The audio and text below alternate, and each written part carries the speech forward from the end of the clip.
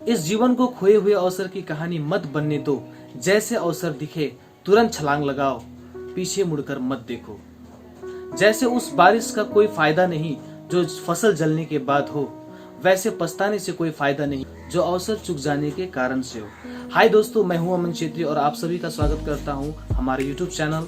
आज मैं आप सभी के लिए एक मजेदार कहानी लेकर आया हूं और आई होप ये कहानी आपको पसंद आएगा। चलो कहानी की शुरुआत करते हैं।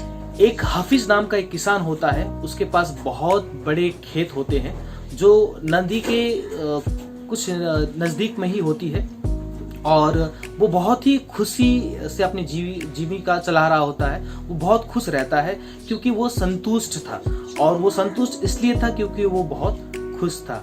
तो दोस्तों, इसी तरीके से वो अपनी जीविका चला रहा होता है। एक दिन उसके पास में एक बुद्धिमान व्यक्ति उसके पास आता है और उसे कुछ हीरो के महत्व के बारे में बताता है। और वो कहता है कि हाफिज, तुम्हारे पास अगर एक अंगूठे भर हीरा तुम्हारे पास होगा तो तुम एक शहर खरीद सकते हो, और यदि तुम्हारे पास एक मुट्ठी भर या एक हथेली भर हीरे होंगी तो पूरे कंट्री को खरीद सकते हो। तो इतना कहकर वो बुद्धिमान व्यक्ति वहां से चला जाता है। तो हाफिज जो पहले बहुत खुश था, उस रात उसे नींद नहीं आती है और वो नाखुश हो जाता है क्योंकि वो इस बार असंतुष्ट था। और असंतुष्ट इसलिए था क्योंकि वो नाखुश था, क्योंकि उसके पास में हीरे नहीं थे। तो इस रात पूरी रात उसे नींद नहीं आती है और अगले दिन सुबह उठकर वो अपने सारे खेतों को बेचकर हीरो की खोज करने के लिए वो घर से निकल जाता है। और जब वो घर से निकलता है तो पूरे अफ्रीका में वो हीरो की खोज करता है, उसे वहां नहीं मिलता। वो यूरोप चला जाता है, वहां पे भी उसे नहीं मिलता है। स्पेन में भी चला जाता है, वहां पे भी उसे नहीं मिलता। वो पूरी दुनिया घूम लेता है, उसे कहीं पे भी हीरे नहीं मिलती है। और वो आर्थिक रूप से, मानसिक रूप से और शारीरिक रूप से हताश हो जाता है। वो हार जाता है और अंत में जाकर एक नदी में जाकर वो हताश होकर आत्महत्या कर लेता है।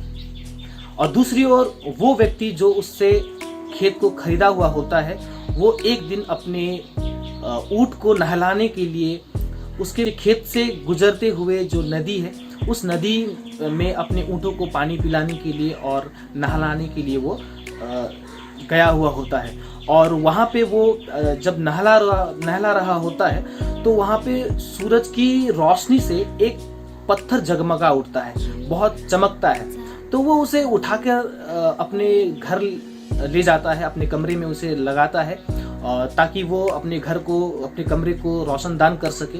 तो इस तरीके से वो अपने घर को सजाने के लिए, रोशनदान करने के लिए वो पत्थर को वो वहाँ लेके जाता है। और उसी वक्त वो बुद्धिमान व्यक्ति फिर से वहाँ दोबारा आ जाता है और वो उस किसान को पूछता है, क्या हाफिज वापस आ गया है? तो वो किसान कहता है, नहीं, हाफिज तो वापस नहीं आया है, लेकिन आप क्यों पूछ रहे हैं? तो वो बुद्धिमान व्यक्ति कहता है कि आपके घर से जो चमकती हुई चीज है, मुझे उसे देखना है। और वो किसान उस बुद्धिमान व्यक्ति को कहता है, ऐसे चमकता हुआ पत्थर तो मेरे खेत में बहुत सारे पड़े हुए हैं, मैंने वहीं से इसे उठाया है और घर में कमरे में इसे रोशनदान करने के लिए मैंने इसे लाया हुआ है। तो वो उसे इतना कहकर उसे दिखाता है और वो बुद्धिमान व्यक्ति उसे कहता है कि ये पत्थर एक पत्थर नहीं, एक हीरा है। और वो किसान उसकी बातों पर विश्वास नहीं करता है और वो दोनों उस पत्थर को जांच के लिए भेजते हैं। और जब जांच होती है तो जांच करने के बाद में उसे पता चलता है कि वो सचमुच में एक हीरा था। तो दोस्तों, इस कहानी से हमें यही सीख मिलती है कि हमेशा से अवसर जो है, मौके हमारे पैरों के नीचे ही होती है। जस्ट हमें उसे पहचानने की जरूरत होती है और इसे वही लोग पहचान सकते हैं जिनकी नजरिया और सोच सकारात्मक और सही होती है। वही लोग इस मौके को जान सकते हैं। और ऐसा होता है कि जब मौके हमारे हाथों से चली जाती है, तब जाकर हम मौके के पीछे भागना शुरू करते हैं और तब जाकर हमें ये महसूस होता है कि अवसर सचमुच में हमसे दूर चली गई है। अवसर ने मुझे एक बार आके मेरे दरवाजे के सामने दस्तक दी और मैंने उससे इग्नोर कर दिया और वो दूसरे के पास चली गई। तो दोस्तों, इस कहानी से हमें यही सीख मिलती है कि अवसर को हम हमारे सही नजरिए और सही सकारात्मक सोच से ही हम उसे खोज सकते हैं, उसे पा सकते हैं दोस्तों। और हमेशा से मौके हमारे पास में ही होती है और हमें जस्ट उसे ढूंढने की जरूरत होती है, उसे पहचानने की जरूरत होती है। और वही लोग इसे पहचान सकते हैं जिसकी नजरिया और सोच उसकी सही और सकारात्मक होती है।